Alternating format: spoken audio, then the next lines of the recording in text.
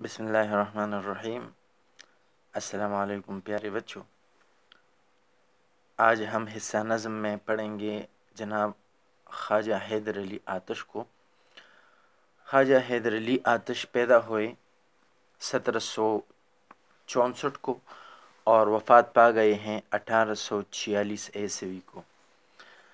یہ 17، 18، 19 اسپیشلی 18 اور 19 کے درمیان کا یہ جو وقفہ ہے، تو اس میں سب سے بڑے شعراء ہندوستان کی زمین پر پیدا ہوئے۔ ان شعراء میں یہ میر تقی میر کو بھی ہم نے پڑھا، غالب کو انشاءاللہ پڑھیں گے، اور آج پڑھیں گے خواجہ حیدر علی آتش۔ حیدر علی آتش کے بارے میں پڑھتے ہیں۔ خواجہ حیدر علی آتش فیض آباد میں پیدا ہوئے۔ یہ آپ کے لیے بہت اہم MCQs ہے کہ حیدر علی آتش دیش میں پیدا ہوئے۔ آتش کی زندگی کا زیادہ دورانیہ لکھنؤ میں گزرا۔ زیادہ دورانیہ یعنی زندگی کا زیادہ حصہ وہ لکھنؤ میں گزرا۔ یہ دو بڑے اہم شہر ہیں، ایک لکھنؤ، ایک دلی۔ اردو شاعری کی حوالے سے یہ دو بہت اہم شہر گزرے ہیں، انشاءاللہ آگے اس پر تفصیلی بات ہوگی۔ انہیں دبستان لکھنؤ کا نمائندہ شاعر کہا جاتا ہے۔ جس طرح میں نے عرض کیا، ایک ہے دبستان دلی۔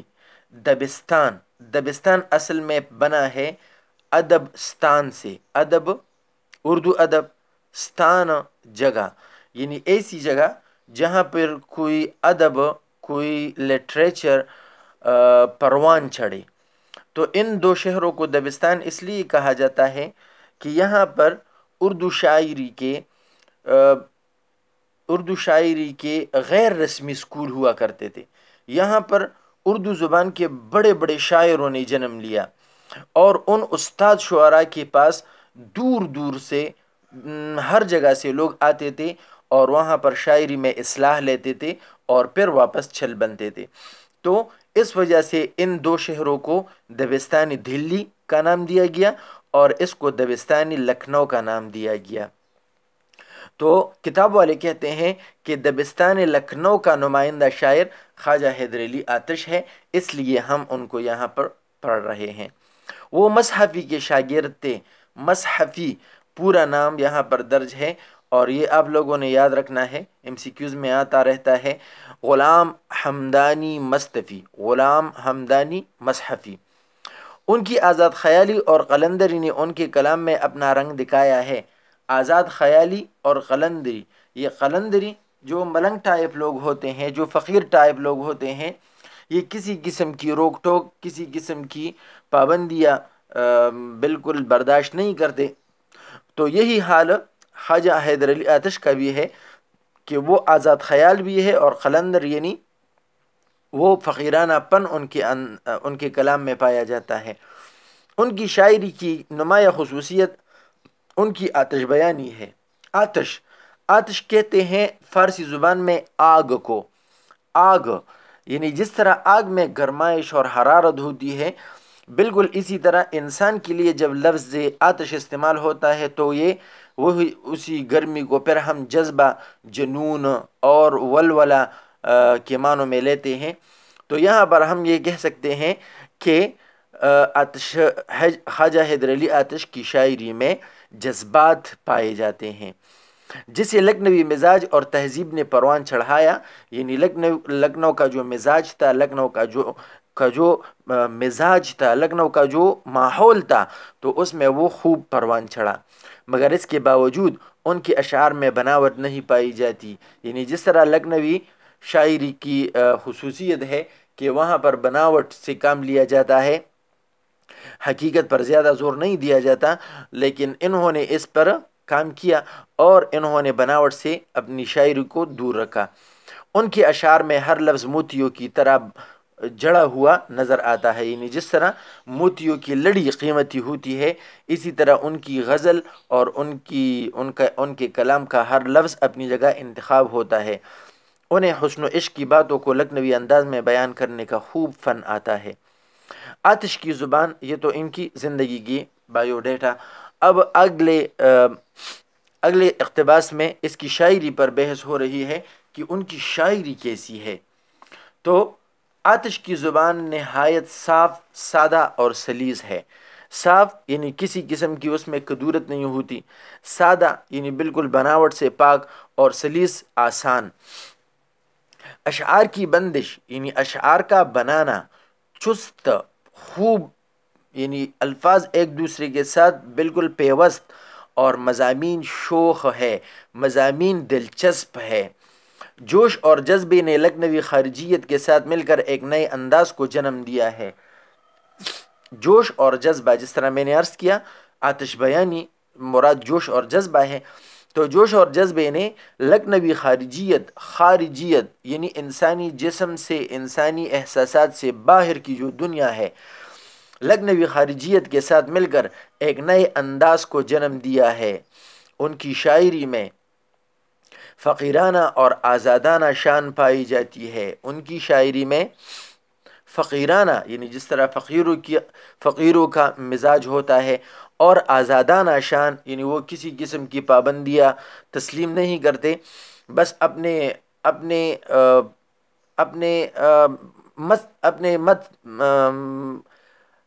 اپنے خودی میں بس چلی جاتے ہیں، اور کسی کو بھی خاطر میں نہیں لاتے۔ تو وہ ان کی شاعری میں فقیرانہ اور آزادانہ شان پائی جاتی ہے، یعنی قلندرانہ شان پائی جاتی ہے۔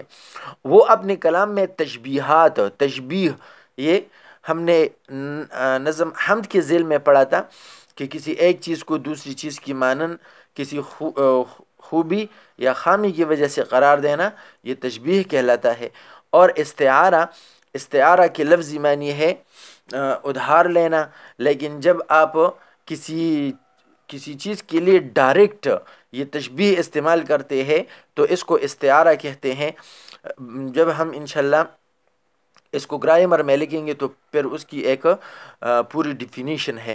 تو استعارات، جس طرح آپ کہتے ہیں نا کہ بچہ پھول کی طرح خوبصورت ہے، تو یہ تشبیہ کی مثال، اور بچہ پھول ہے تو یہ استعارے کی مثال۔ تو وہ اپنے کلام میں، اپنی شاعری میں تشبیہات اور استعارات کو بڑی مہارت سے استعمال کرتے ہیں، بڑی استاذی سے استعمال کرتے ہیں، جس سے ان کے کلام کا حسن بڑھ جاتا ہے۔ صوفیانہ روایت انہیں اپنے خاندان سے ورثے میں ملی تھی، یعنی ان کے آباء و اجداد میں صوفی حضرات گزرے تھے، تو لہٰذا یہ صوفیوں والا مزاج جو ہے یا صوفیوں والی شان جو ہے، تو یہ ان کو اپنے بڑوں سے ورثے میں ملی ہے۔ اس کی عکاسی ان کی غزلوں میں خوب مل جاتی ہے۔ ان کی عکاسی، کس چیز کی عکاسی؟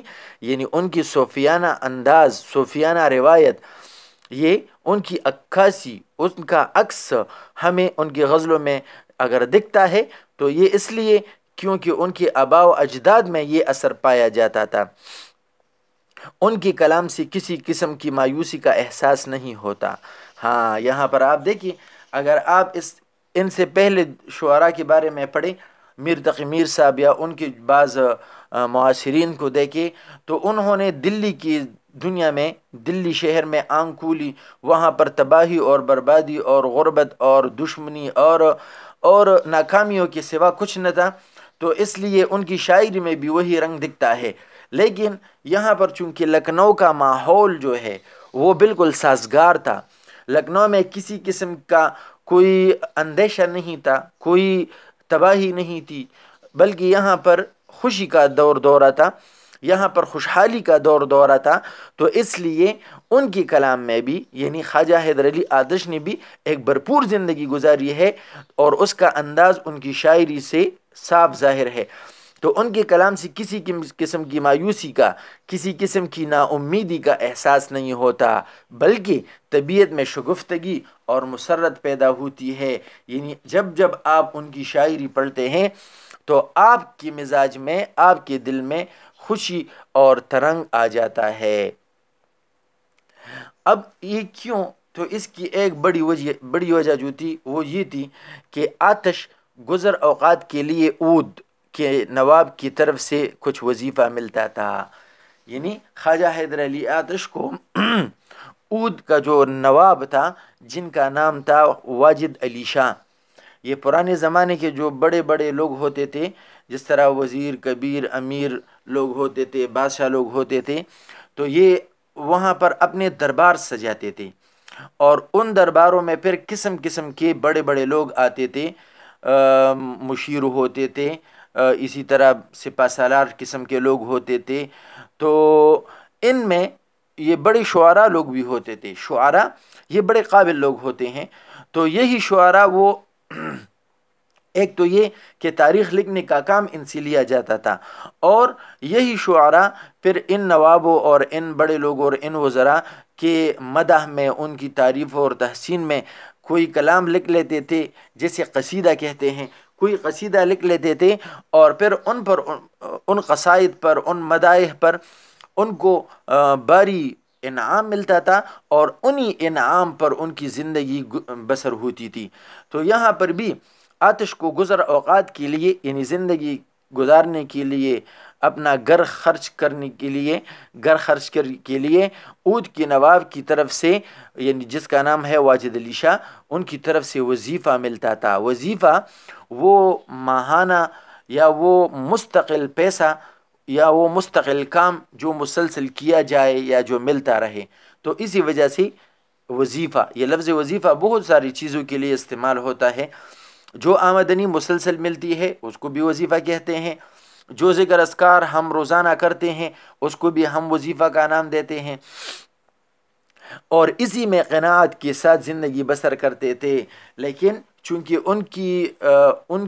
ان کا جو مزاج تھا وہ قلندرانہ تھا، وہ صوفیانہ تھا، تو لہٰذا وہ بس اسی پر اکتفا کرتے تھے. قناعت، صبر، اکتفا، یعنی وہ اسی پر صبر کے ساتھ زندگی گزارتے تھے. ان کی شاگردوں میں، ان کی شاگرد، چونکہ یہ جس طرح میں نے شروع میں عرض کیا کہ دبستان لکھنؤ کا نمائندہ شاعر ہے، استاد شاعر ہیں، بلکہ ان کے شاگرد بھی استاد بن گئے ہیں، تو یہ استادوں کا استاد شاعر ہے.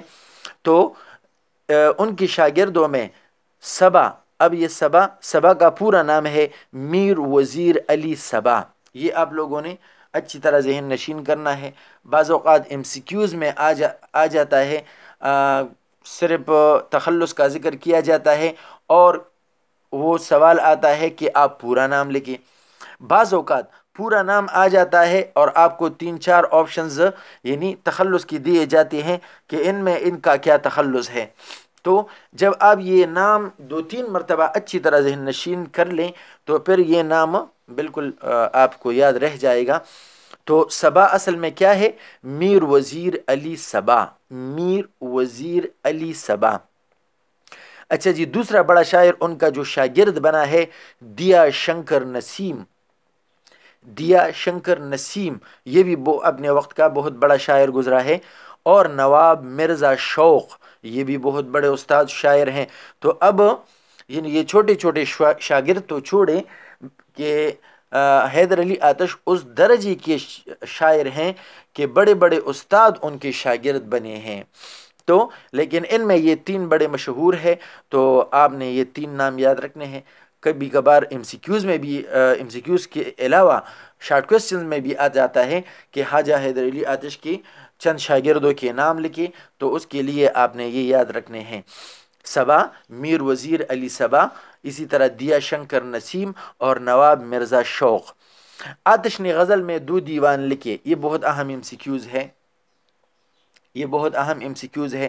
کئی بار بورڈ کے ایگزامز میں آیا ہوا ہے کہ غزل نے ڈیش دیوان چھوڑے ہیں.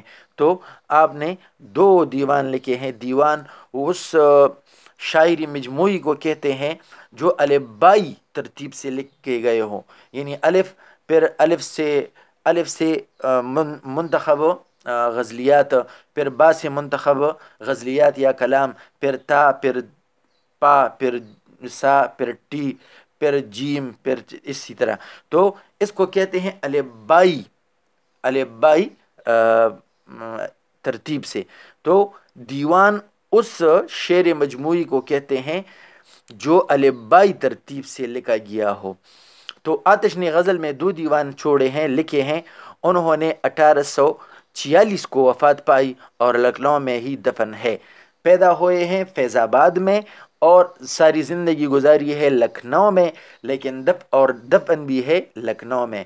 اور دبستان لکھنؤ کا نمائندہ شاعر بھی ہیں۔ غلام حمدانی مذہبی کے شاگرد رہے ہیں۔ آزاد خیالی اور قلندری ان کے کلام میں پائی جاتی ہے۔ آتش بیانی ان کی نمایاں خصوصیت ہے۔ اس کے علاوہ ان کے اشعار میں بناوٹ بالکل نہیں ہے۔ ان کی زبان نہایت سادہ، سلیس اور صاف ہے۔ ان کے اشعار چست اور مضامین شوخ ہیں۔ اسی طرح ان کی کلام میں، ان کی شاعری میں فقیرانہ اور آزادانہ شان پائی جاتی ہے۔ تشبیہات اور استعارات کا بڑی مہارت سے استعمال کرتے ہیں۔ صوفیانہ روایت انہیں ورثے میں ملی، اس لیے ان کی شاعری میں اس کا خوب عکس نظر آتا ہے۔